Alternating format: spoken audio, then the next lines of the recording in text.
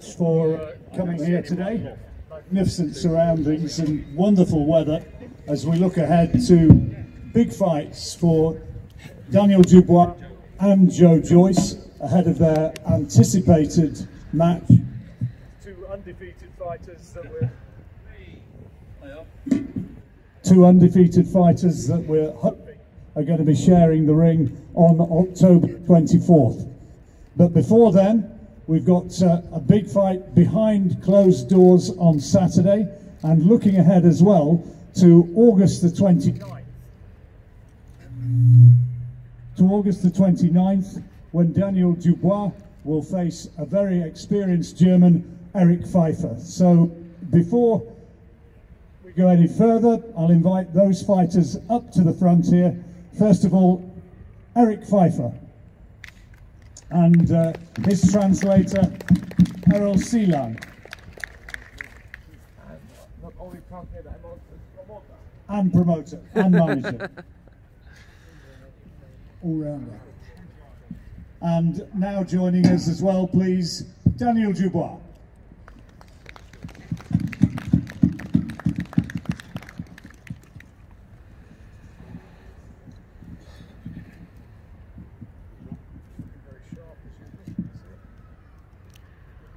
This is a gentleman's quarterly fashion shoot today, boy, just in case you're not aware.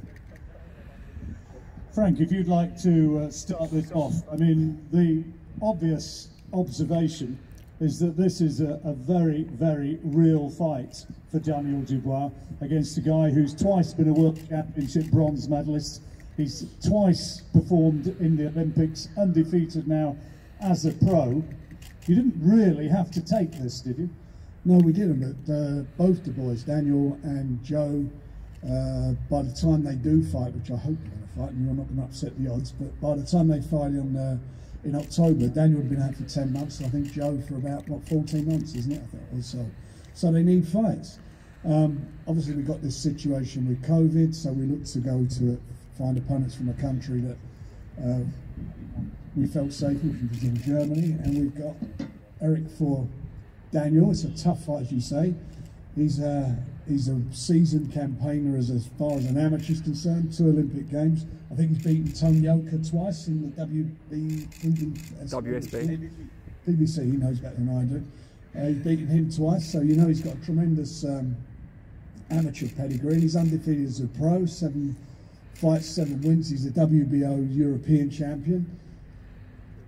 And knowing Daniel, he's undefeated. He's probably a lot of people consider being the outstanding young prospect in heavyweight boxing. So this is a good fight. It's a tough fight for both of them, but he doesn't flinch, Daniel. He said he wants it, so that's what we've done. I spoke with Tony and Martin Bowers, and we had quite a lengthy discussion. And at the end of the day, this is the opponent we settled on. But this, I don't want it to be a banana skin. And I've seen it happen before. It can go back many, many years when you look at fights, big fights that were coming up, and you look at Danny McAlinden years ago, who was going to have that big fight with Joe Bugner, and he unfortunately got beat.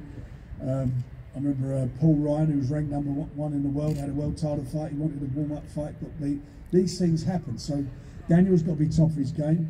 And for Erik, he knows 100% if he was to win the fight, he jumps into being the #1 outstanding prospect. That's how it is. Well, before we hear from Daniel, let's hear from Erik. As I say, undefeated in 7 fights.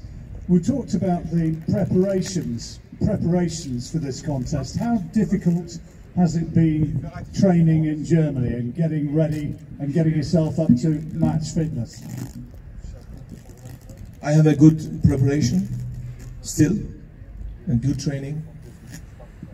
Now we start with the sparring time, but also in the quarantine we find ways how I can stay fit.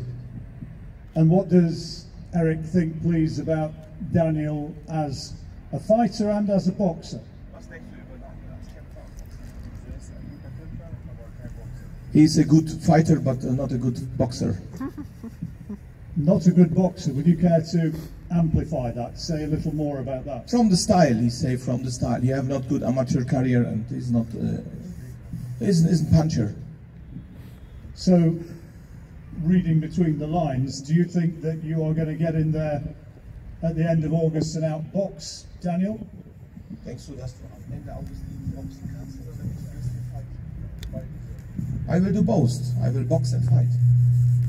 So you think you can outfight him as well as outbox him? Right. Daniel, welcome. What's your reaction hearing that? Not at all, nothing. You know, this is pros, this is an amateurs no more. I did all I needed to learn from the amateurs, and that skill set is going to help me to make this fight look easy and get away with the win, and a good win, and make a statement. How do you think that it's going to be easy? Why? What makes you think that? I'll show you on the night, but I know what I've got, and you know, all the skills that I've just accumulated through my amateur and my whole professional career. And right now I want to just, you know, training's back underway and build momentum and, you know, showing that this is the professional business. How much have you actually seen of Erik? How much have you been able to study him?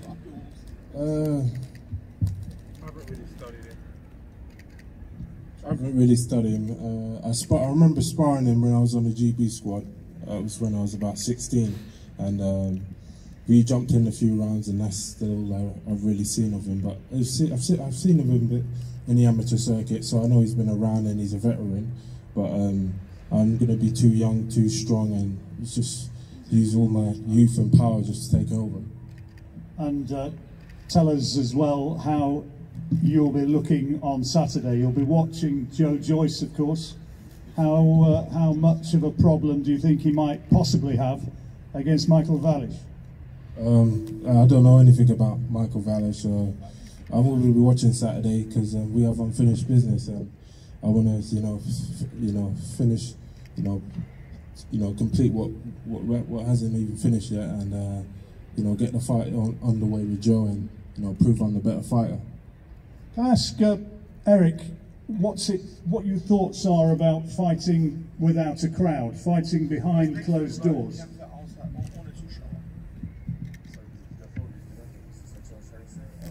It looks shit, but that's happened. What you can do, you have to fight without crowds. But it's not good feeling. Why will it be difficult?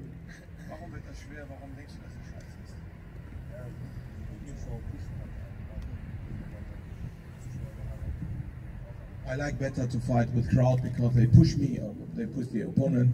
That's another other feeling. Do you think it's going to affect you, Daniel? No, with or without a crowd, I'm going to perform.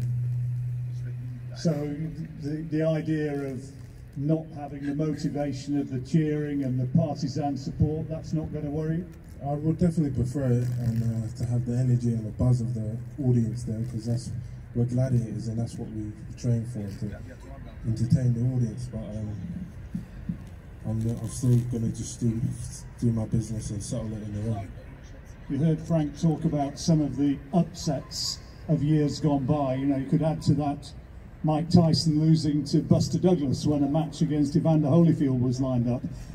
Lennox Lewis when he was going to fight Tommy Morrison. Michael Bent goes and starches Morrison in a round. How worried are you, just a little bit, about the danger of the slip-up?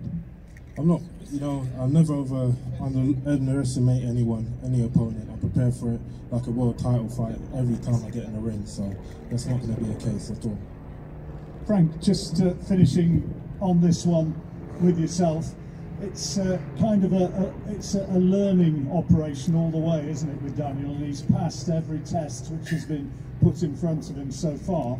This one potentially is different again. Yeah, every fight is. I mean, it's come under unusual circumstances. It's a risk fight, but with big guys, all fights are risk. They throw bombs. They, as you mentioned, a few fights that didn't come off because of the upsets. But the bottom line is, I've got confidence in Daniel, and he's got more confidence than all of us in his own ability. So it is what it is. We get the fight to be on. The people who benefit from it are the fans again. The people who are watching it on BT, watch it live. You're going to see something, I think, a little bit special. And potentially, I know you've gone on record saying that, in your opinion, Daniel is close to a world title shot. would be another step in the right direction, big time. Look, he's got to be Erik to fight Joe to get to there. I mean, there's a lot of steps there. It's a staircase. I can see Joe smiling. Of course, he's smiling because he's got different. He got different ideas. Of course, he has, and I'm sure we'll hear from that afterwards. But that's what it's all about, and it's a shame because we probably, if it hadn't been for this epidemic, we'd be here today talking about the winner of their fight, what they were doing next. But it is what it is, and as I say, we best laid plans and all that sort of stuff. But the situation is, both of them have got to get through tough opponents. We haven't gone easy on them at all. They both got tough jobs in front of them. But they're good fighters, they're quality fighters, and that's what it's all about. Final word from the two guys then. The fight on Saturday, Erik, how do you anticipate it finishing? How are you going to win? What we're going to see? He's very snobbed, Daniel Dubois, and it will be fanatic wrong. So he will lose because he's so snobbed. He don't understand the business.